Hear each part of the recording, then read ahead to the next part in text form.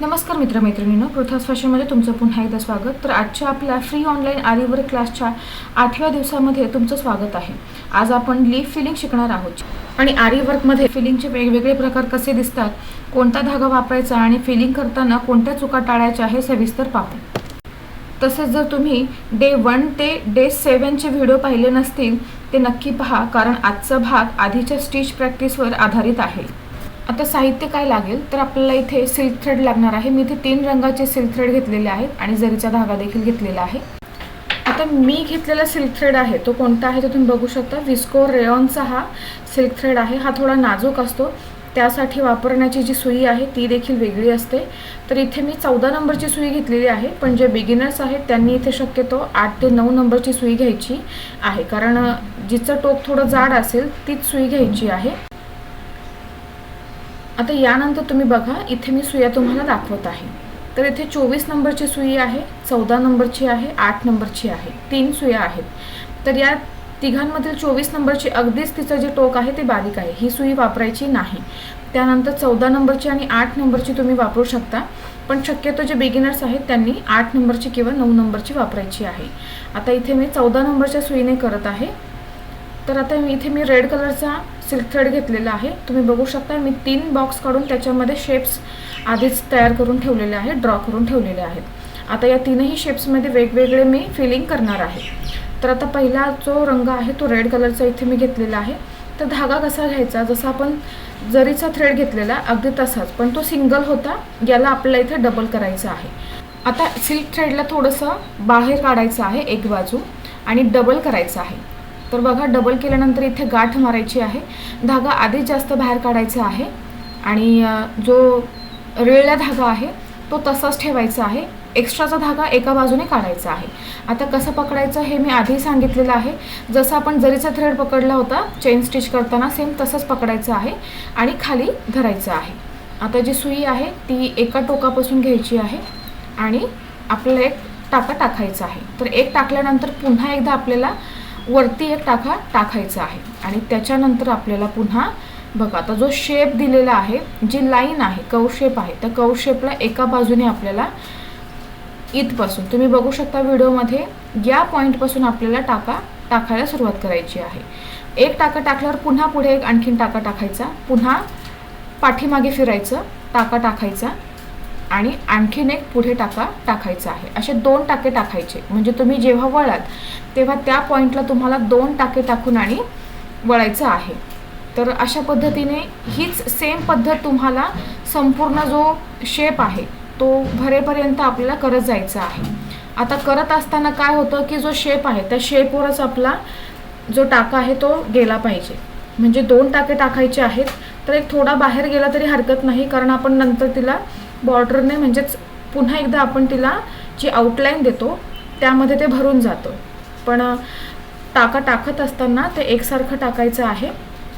Feeling जी आहे ती भरगच्च दिसली पाहिजे. तर या गोष्टींची काळजी घ्यायची आहे. आता सुरुवातीला ज्या पद्धतीने तुम्हाला सांगितलं आहे त्या पद्धतीनेच जे पुढचे टाके आहेत ते टाकत जायचे आहेत. तर अशा पद्धतीने जो शेप आहे तो आपल्याला संपूर्ण भरायचा आहे. आता यावेळेस काय होतं की सिल्क थ्रेड असतो, त्यामुळे या सिल्क थ्रेडचा जो धागा आहे तो अतिशय नाजूक असतो.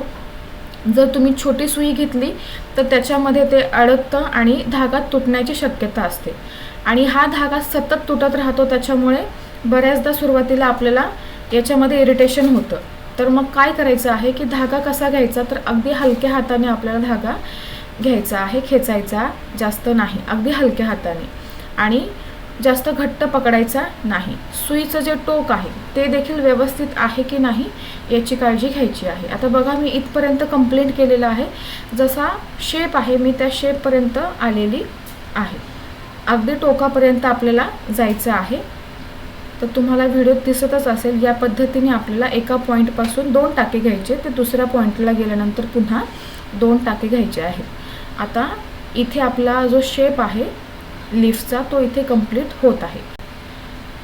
तर अशा पद्धतीने जो टाका आहे तो सुरुवातीपासून ते शेवटपर्यंत आपल्याला एकसारखाच ठेवत जायचा आहे. आता एंडिंगला आपल्याला इथे जी फिलिंग केल्यानंतर बॉर्डर द्यायची आहे, म्हणजे किनार जी आहे तिथे आपल्याला पुन्हा चेन स्टिच टाकायचं आहे. याच्यामुळे काय होतं, पानाचा जो शेप आहे तो भरून दिसतो. तर चेन स्टिच कशी टाकायची, आपण पाठीमागच्या व्हिडिओमध्ये 3 ते 4 प्रकारचे जे लीफ आहेत त्याला आउटलाईन कशी द्यायची चेन स्टिचने ते आपण पाहिलेलंच होतं. तर सेम हीच पद्धत आहे. आता इथे आपण फिलिंग केलेलं आहे कारण आपला आजचा क्लासचा 8वा दिवस आहे. बघा झालेला आहे. आता इथे मी एंड नॉट दिलेली आहे आणि आपला जो लीफ आहे, जो पान आहे तो इथे तयार झालेला आहे. आता दुसऱ्या शेपकडे वळूया. इथे देखील सेम सुरुवातीला आपण पहिल्या पानाला केलं तसंच करायचं आहे. टाका टाकायचा आहे पहिला, त्यानंतर या पद्धतीने दुसरा टाका थोडा लांब घ्यायचा आहे आणि पुन्हा खाली एक टाका टाकायचा आहे. पुन्हा वरती जायचं आहे. जो आता जिथून पहिला टाका घेतला त्याच्याच बाजूने सुरुवात करत जायचं आहे. टाका टाकल्यानंतर पुन्हा एक वरती टाका टाकायचा आहे, पुन्हा खाली यायचं. बघा ही एक आपली आउटलाईन आहे. या आउटलाईनलाच गृहीत धरायचं आहे आणि तिला गृहीत धरूनच आपल्याला टाके टाकत जायचे आहेत. फक्त टाका टाकताना तुम्ही 2 टाके टाकायचे आहेत आणि मग वर जायचं आहे, पुन्हा खाली यायचं आहे. आता हा 1 साइडेड आहे तर एका बाजूनेच आपण करत आहोत. तर या पद्धतीने आपल्याला हीच प्रोसेस पूर्ण जी लाईन आहे एका साईडची कवशेप जो आहे त्याला कंप्लीट करत जायचं आहे, कव्हर करायचं आहे.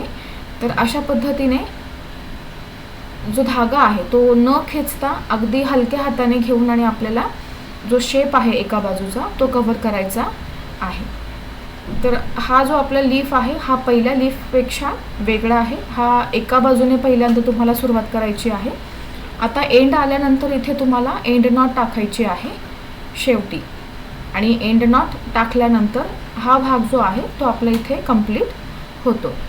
तर इथे मी एंड नॉट टाकलेली आहे, धागा कट करून घ्यायचा आहे. आता सेम जी दुसरी बाजू आहे त्याला देखील तसंच करायचं आहे.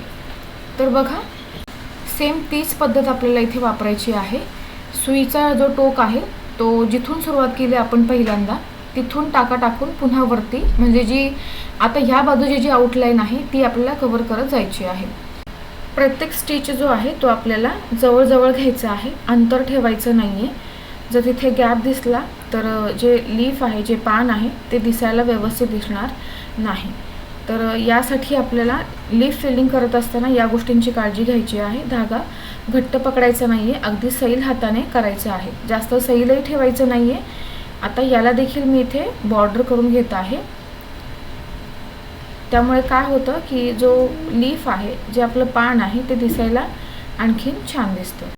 लीफ फिलिंग करत असताना या गोष्टींची काळजी घ्यायची आहे. तर चुका कोणत्या होतात, स्टिचचे अंतर जे आहे ते वेगवेगळे ठेवलं जातं, धागा वारंवार तुटतो.